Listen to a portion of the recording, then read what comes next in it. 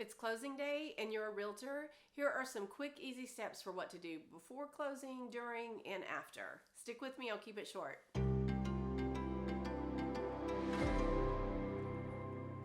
Hey, I'm Christy Henshaw. I'm in the Dallas-Fort Worth area. I absolutely love real estate and interior design. And this channel is just kind of an avenue for me to explore that more and talk out with you guys. If you would comment, I would love that, or like and subscribe, and it'll help push this content out to others and keep the conversation going. All right, it's time to close. Congratulations. First thing you're going to do, you would have already bought a gift. You're going to show up to closing with a nice custom, maybe not custom, but definitely something that's personable to your client, whether they are a buyer or a seller. Show up to closing with a gift. It's always a nice thing to do. It's always just a way to be kind and say thank you, and show that you're grateful for the work and ask for referrals. Next up, I would say check your commission on your closing disclosure. Usually everything's correct. I have had an instance though where the numbers didn't work out because of when you're getting close to capping time, it kind of can move things around. And I had two transactions that were really close and the numbers were off.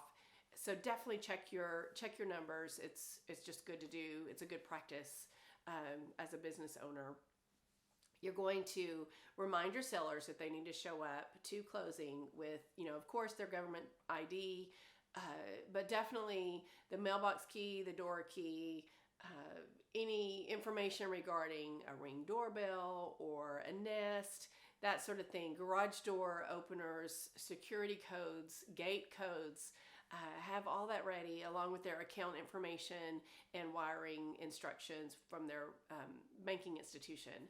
And of course, you're going to take a photo, plaster it all over social media, letting people know that this sale happened.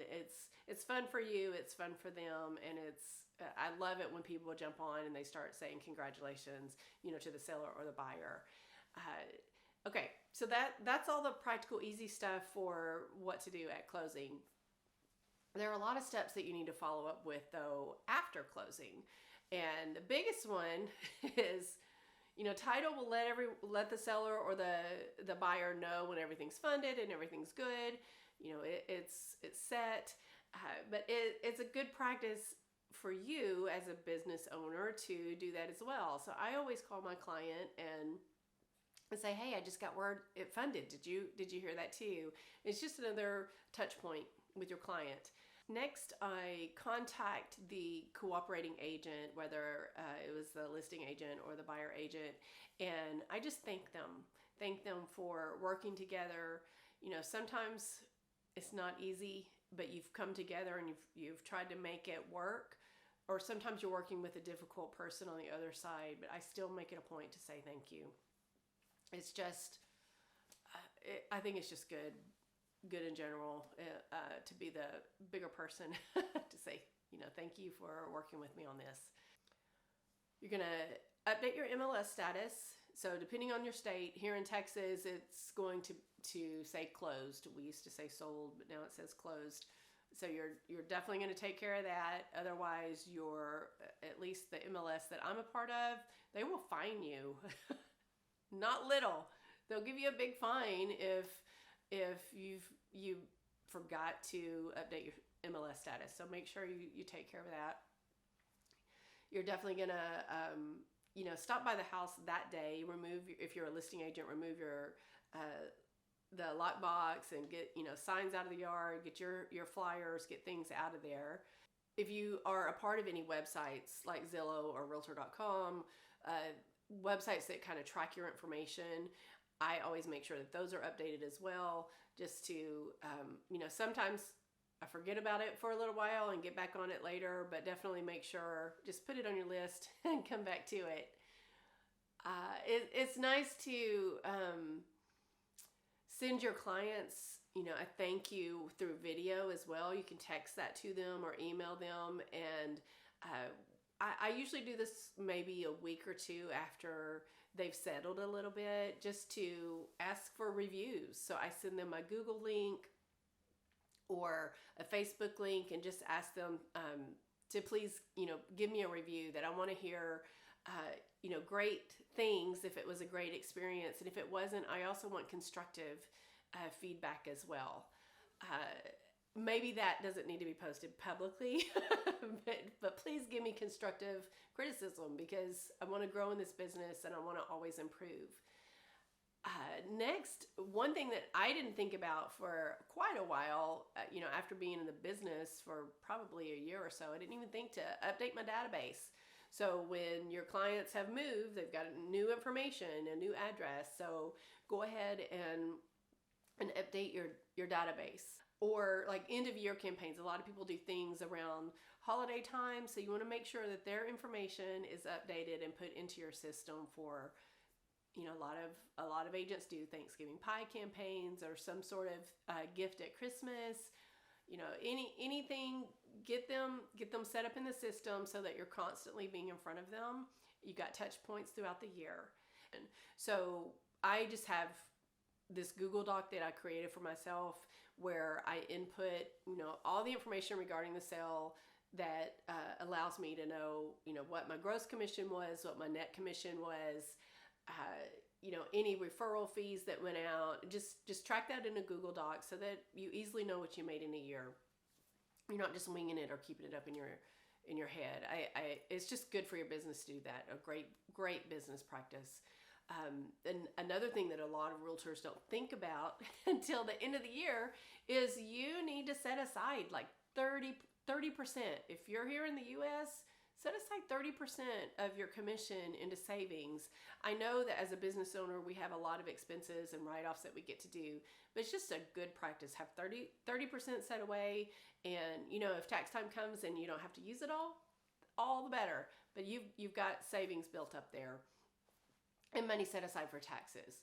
And as I said before, be sure to post about the sale on social media. I don't get all crazy like, look at me, I just did this.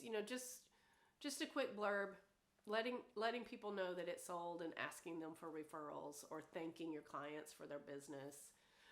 A good practice also, if you've got the money to do it, it's a really good practice to send postcards to the neighborhood where you just had the sale. And I say do that whether or not you're on the buy side or the listing side. Send postcards to that neighborhood, just letting them know that the sale happened and that they could reach out to you if they would like a comparative market analysis, or if they've got referrals that you're open to talking with them. And I make it a point, a good 4 or 5 days, maybe a week, I check in with my clients just to make sure that they're settled and all is good. Is there anything that I could do to help? Just keep I know for me, when we're in that transaction process, we are talking so much. Like we're constantly texting, we're constantly emailing, we're constantly doing phone calls. And so we're in communication so much. It just feels weird to have the closing and it to just be done. So I check on them as I feel like they're getting settled. And then also just make it a point throughout the year, not just with your typical marketing campaigns, but with a literal personal text or phone call that's just about how they're doing. It's not about real estate. It's not about asking for referrals, but just check in with your clients. And if you're a buyer agent, I'll just kind of end it with this. If you're a buyer agent, at least here in Texas, we have what's called a homestead exemption. And it's something that really, really, really helps with reducing property taxes. And here in Texas, we have high property taxes. And so it's just a simple way. The agent should be able to give, you should be able to know the information to give to your client regarding the homestead exemption. But you can always direct them to the county website where they can have it just laid out to them. And so be sure to remind them of that as well. And that's it. Just, I would say, listen to the video again if you didn't have pen and paper, and just write out your own checklist. And so I do this with every transaction. I've got a paper file that I have, and this paper is in it, and I just check it off along the way. It's something I don't have to think about so much. I just kind of make sure I took care of everything, especially if you're fortunate enough to have a few going on at the same time. Like, it can be hard to keep up with everything. I know a lot of agents have transaction coordinators for that as well, but just have this checklist, use it yourself or give it to your coordinator, and it'll make life easier for you. I promise. I hope you have a great week, and thanks for joining me. I'll talk to you soon.